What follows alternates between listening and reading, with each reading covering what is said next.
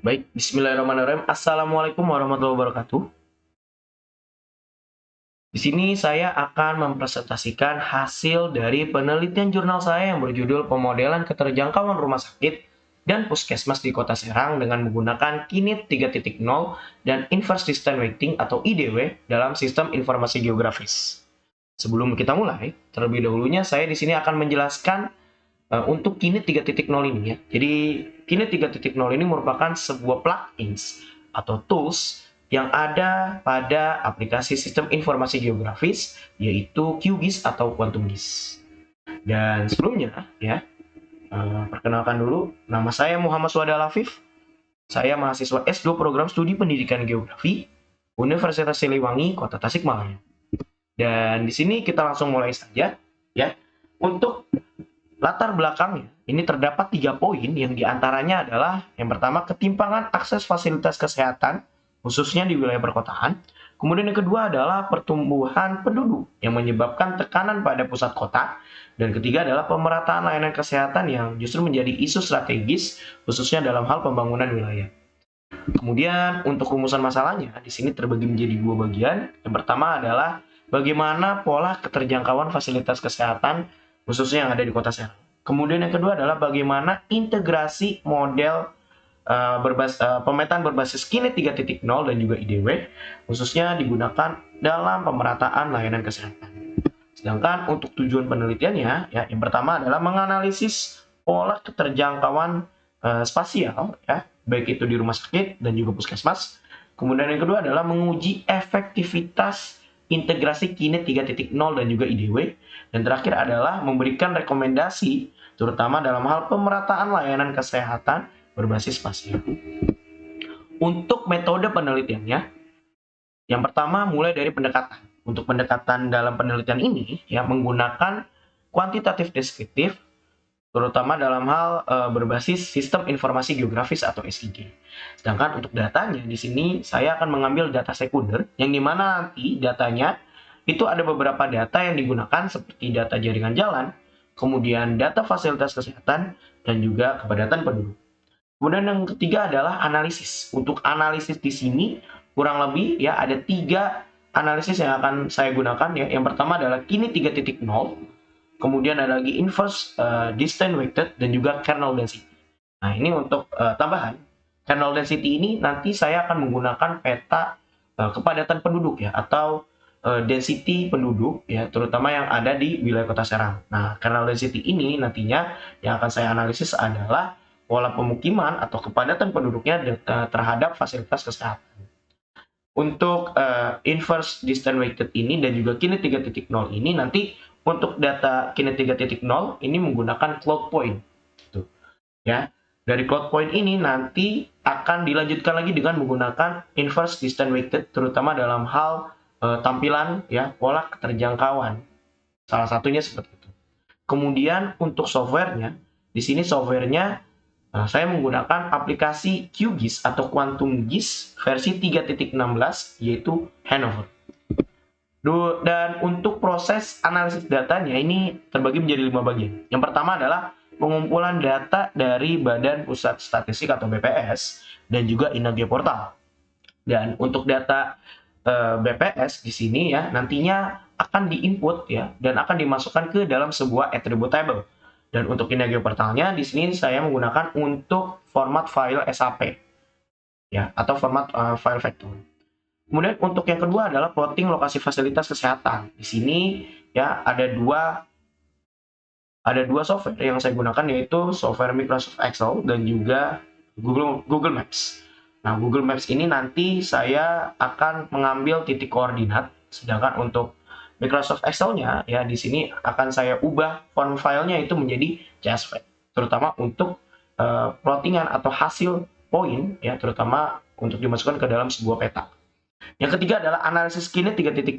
Nah, ini digunakan untuk jarak dan juga waktu tempuh yang kemudian nanti akan digabung ya atau diintegrasikan dengan analisis interpolasi ya dengan tools IDW atau Inverse Distance Weighted terutama untuk gradasi keterjangkauannya. Dan barulah ketika sudah hasil selesai ya Kemudian tahap terakhir yaitu layout ya, untuk menampilkan sebuah data output yaitu peta yang nantinya akan dijelaskan di bab pembahasan. Nah, ini untuk bagian proses analisis data ya. Jadi mulai dari data input, data processing dan juga data output, yang nantinya data output ini akan menampilkan beberapa hasil peta dari analisis yang sebelumnya. Oke, kita masuk ke pembahasan. Nah, yang pertama adalah Kota Serang ya. Jadi di sini saya akan menjelaskan Kota Serang. Kota Serang sendiri ini luas wilayahnya sekitar 266,77 km persegi, yang dimana memang Kota Serang ini awalnya merupakan sebuah daerah yang masuk ke dalam Kabupaten Serang yang kemudian dimekarkan ya, terutama di tahun 2007. Sehingga Kota Serang ini terdapat kurang lebih 6 kecamatan yang diantaranya adalah Kecamatan Cipocok Jaya, Taktakan, Walantaka, Serang, Curug, dan juga Kasemen. Nah, untuk sebaran hasil fasilitas kesehatannya, di sini ada dua tabel yang diantaranya adalah ada tabel puskesmas dan juga rumah sakit. Ya, jadi untuk yang puskesmas dulu, untuk yang di tabel warna merah, ini kurang lebih di tahun 2024, menurut data Badan Pusat Statistik Kota Serang ya, di tahun 2025, sekitar kurang lebih ada 39 unit puskesmas ya yang tersebar di 6 kecamatan yang ada di Kota Serang. Gitu. Nah, kemudian untuk rumah sakitnya ya di tahun 2024 ini kurang lebih ada sekitar 9 unit yang tersebar di 3 kecamatan. Yang diantaranya adalah Cipocok Jaya, Serang, dan juga Taktakan. Nah, kemudian untuk peta densitas penduduk atau kepadatan penduduk dengan fasilitas kesehatan ya, di sini memang menggunakan analisis kernel density ya, sehingga bisa kita lihat ya di situ terdapat sebuah daerah konsentrasi gitu ya, terutama di Kecamatan Serang dan juga Cipocok Jaya. Sehingga di sini kita bisa simpulkan bahwa ada 3. Yang pertama adalah konsentrasi fasilitas di wilayah tengah kota atau di wilayah pusatnya. Yang kedua adalah daerah pinggiran ya. Ini sangat minim ya, terutama dalam hal fasilitas kesehatan seperti rumah sakit dan juga puskesmas. Kemudian yang ketiga adalah potensi beban berlebih terutama di fasilitas pusatnya ya. Jadi memang kenyataannya ya, terutama di daerah Kota Serang itu sendiri, distribusi fasilitas kesehatannya ini justru tidak seimbang gitu. Terutama terhadap kepadatan penduduk di wilayah Serang, yang dimana memang kepadatan penduduknya ini sendiri berfokus di wilayah pusat atau di wilayah tengah. Di antaranya adalah di Kecamatan Serang dan juga Cipocok Jaya. Dan begitupun juga memang secara pola keruangannya ya, Kota Serang ini masih mengikuti dari yang namanya teori konsentris ya, yang dicetuskan oleh Ernest Weinbergis. Nah, terutama untuk peta keterjangkauan ya. Nah, di sini peta keterjangkauannya menggunakan analisis Kinit 3.0 dan juga IDW. Nah, di sini terbagi menjadi 5 kategori. Yang pertama ada sangat dekat, yang dimana memang jarak antara pemukiman menuju fasilitas kesehatan ini sekitar 500 meter. Kemudian yang dekatnya, ini jarak antara pemukiman dengan fasilitas kesehatan ini sekitar 1000 meter atau 1 km. Berikutnya ada sedang ya, yang dimana jaraknya sekitar 1500 meter atau 1,5 km. Dan kemudian ya, untuk yang jauhnya itu kurang lebih sekitar 2000 meter atau 2 km. Dan untuk yang sangat jauh ini bisa dibilang lebih dari 2500 meter atau 2,5 km, khususnya dari pemukiman menuju fasilitas kesehatan. Dan di sini bisa kita analisis ya, dan dapat hasilnya ya, yang dikatakan bahwa tingkat keterjangkauan itu sangat dipengaruhi terutama oleh jaringan transportasi dan juga lokasi fasilitasnya. Nah, untuk kesimpulan dan rekomendasi, di sini saya akan menjelaskan kesimpulannya dulu.